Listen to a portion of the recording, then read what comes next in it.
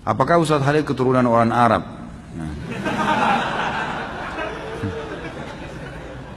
Banyak teman anak keturunan Arab di Indonesia, jika ditanya dalam hal pernikahan, mereka mengatakan tidak boleh menikah dengan selain keturunan Arab, misal dengan pribumi dan lainnya.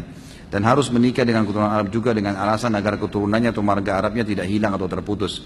Apakah benar demikian adatnya? Jika demikian, anak orang pribumi tidak mungkin mendapatkan kesempatan mendapatkan orang keturunan Arab. Ini orang baru ikut pengajian apa? Karena wanita keturunan Arab biasanya cantik-cantik.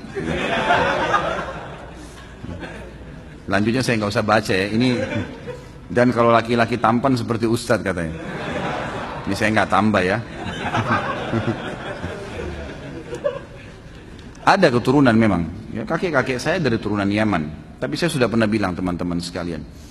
Semua ini marga-marga, suku-suku, bahasa, warna kulit, paras wajah, semua ini adalah variasi kehidupan yang Allah buat. Kita semua dari Adam dan Hawa, gitu kan? Semua dari Adam, tidak ada yang keluar dari Adam dan Hawa. Cuman Allah dengan kemahakuasaannya menunjukkan kebesarannya. Lalu kemudian Allah yang menamakan ini dengan suku-suku tertentu. Itu dulu yang pertama. Dan dalam Islam tidak ada rasisme. Nggak ada dalam Islam, saya Arab, saya Indonesia, saya bule, saya ini, tidak ada dalam Islam semua itu. Karena kata Nabi SAW, la farqa baina Arabin wa ajamin illa bittaqwa. Nggak ada perbedaan antara Arab dan orang ajam selain Arab kecuali dengan ketakwaan. Tidak ada sama sekali, itu memang sudah jelas satu. Jadi itu asasnya, kita Muslim tidak ada bedanya. Dan sudah cukup kalau masuk dalam saf sholat, mau orang Arab, mau orang bule, mau orang Afrika, sama semua masuk saf, gitu kan. Nggak ada bedanya, jenjang sosialnya, ekonominya sama. Dan saya sudah pernah sampaikan teman-teman sekalian, hati-hati dengan fanatisme rasisme ini ya, itu nggak boleh sama sekali. Jadi misalnya hadis yang pernah saya sampaikan bahwasanya ada orang-orang dari Ansar ya, dari Muhajirin, dari orang-orang Ansar, dari satu orang Ansar bercanda, ini sama-sama turunan Arab dari sahabat Nabi di Madinah waktu Nabi SAW masih hidup. Orang Ansar ini keluar dari masjid habis sholat asar lalu bercanda sama teman-temannya semua, ada Muhajir, ada orang Ansar. Dia bilang, hai orang-orang Ansar kesini yuk kumpul-kumpul. Muhajirin nggak boleh ikut ya. Kalau kita mungkin, ini orang Betawi ngumpul sini, sana orang Jawa nggak boleh ikut. Misal contoh, bercanda. Nah orang-orang Muhajir ini juga dengar teman-temannya orang Ansar bercanda, dia juga bercanda. Ayo Muhajir kesini yuk, Ansar nggak boleh ikut-ikut ya, gitu. Sambil ketawa-ketawa mereka gitu. Subhanallah, dengan hikmah Allah Nabi SAW pas keluar dengar itu. Dikatakan dalam hadis Bukhari, raut wajah beliau berubah. Lalu beliau mengatakan, da'ha fa innaha mumtinah. Segera berhentikan ini karena ini penghancuran, gitu kan? Dalam hadis yang lain dikatakan tinggalkanlah karena ini yang membinasakan kalian. Nggak ada dalam Islam itu, gitu kan? Ini penting.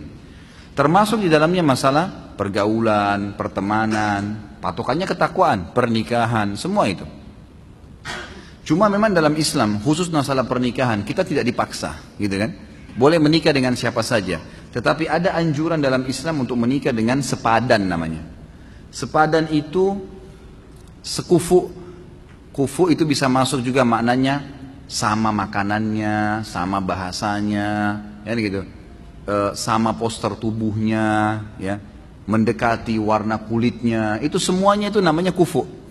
Kata Nabi SAW begini, wa ankihul akfa aminkum. Menikahlah dan terimalah lamaran orang yang sepadan dengan kalian. Sepadan ini maknanya luas ya, maknanya luas. Saya pernah berikan contoh waktu saya ceramah di Makassar. Ada kurang lebih pertanyaan, bagaimana kalau kami orang Bugis atau orang Makassar ini menikah dengan orang Jawa, Ustaz? Sama-sama Muslim, sama-sama Indonesia, tapi tradisi kami berbeda, gitu kan? Tradisi teman-teman di Jawa lain, teman-teman di Sulawesi lain. Ini dalam Islam dibolehin enggak nih? Kalau kami nggak mau nikah sama orang Jawa, saya jawab, itu boleh dalam Islam. Kalau kita khawatir ada perselisihan yang akan terjadi, karena beda tradisi, walaupun kita disatukan di bawah naungan Islam, tapi boleh kalau mau nikah.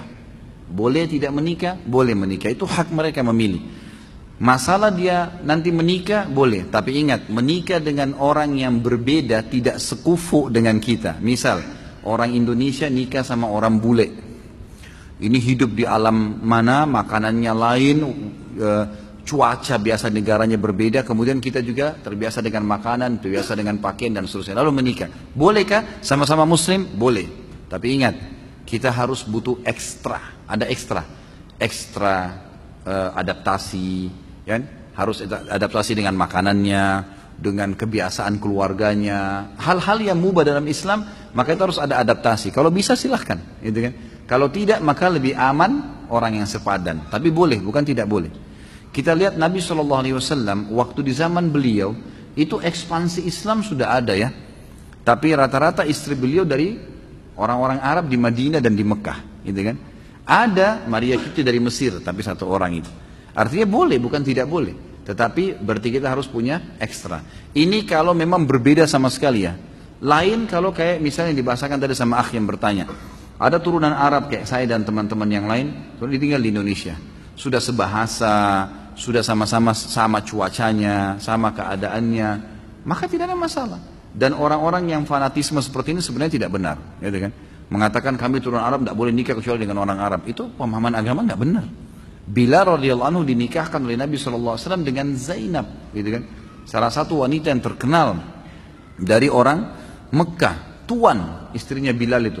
Dulu bisa membeli Bilal di zaman jahiliyah. Zaid bin Haritha dinikahkan juga dengan Zainab yang lain, juga ada wanita namanya Zainab. Dua-dua wanita terkenal, orang-orang dari Muhajirin yang terkenal di Mekah. Jadi kayak istri wanita pejabat, tapi dinikahkan oleh Nabi SAW. Karena dianggap mereka akhirnya sudah kufu masuk ke Islam, sudah sama-sama tinggal di Madinah, sudah saling mengerti, nggak ada masalah. Jadi fanatisme sepertinya tidak benar, gitu kan? Tapi jangan juga kita menggunakan bahasa-bahasa yang tidak santun. Misal begini, mentang-mentang saya bukan orang Arab, kamu nggak mau. Itu nggak boleh ya.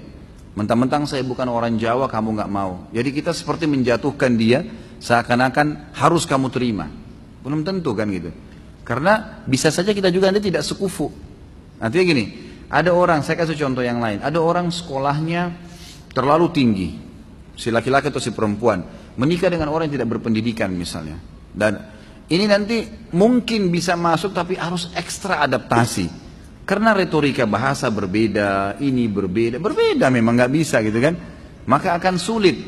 Ada bisa tapi adaptasi ekstra. Beda dengan orang kalau sudah satu bahasa dari satu kampung sama makanannya. Kita sebutin makanan apa dia sudah paham. Ya, udah langsung tahu kan berbeda. Ini sudah lebih paham. Ini kan lebih enak masuknya tapi tetap boleh, bukan tidak boleh. Dan saya bilang teman-teman saudara turunan Arab atau turunan yang lain, seperti ini fanatisme nggak boleh dalam Islam, tidak boleh. Tapi kalau ada orang yang melamar, dia lihat takut anaknya nggak sekufu, dia punya hak untuk itu. Misal orang ini memang terlalu jauh, tidak mengerti sama sekali keadaan keluarga itu, boleh. Dari manapun dia punya hak untuk itu. Dan ini mesti difahamin. Allahu a'lam.